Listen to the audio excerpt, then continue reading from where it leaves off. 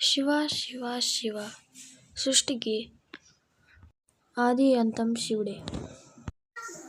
ఈ లోకాన్ని కూడా శివుడే సృష్టించాడు. ఎలా అంటే శివుడు ఒకసారి తాండవం చేస్తుండగా దానిలో నుండి వచ్చిన వేడి వల్ల ఈ ప్రపంచం పుట్టింది.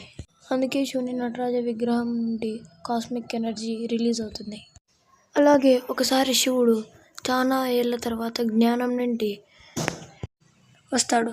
అప్పుడు శివుని కంటి నుండి ఒక కన్నీటి బొట్టు నేల మీద పడి రుద్రాక్ష పుడుతుంది. అలాగే కైలాసంలో కొన్ని రుద్రాక్ష మొలకలు పుట్టుతాయి.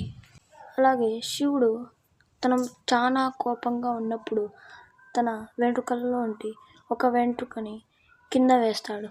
అప్పుడు పుట్టినవాడే వీరభద్రుడు. శివుడు గురు శిష్య పరంపరని మొదలుపెట్టాడు. సప్తఋషులు శివుని శిష్యులే.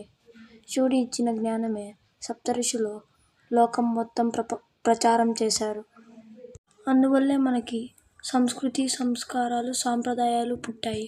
శివుని మెడలో చుట్టుకొని ఉన్న వాసుకి పాము 3 చుట్లు భూత, భవిష్యత్తు, వర్తమాన కాలాలని తెలియజేస్తాయి.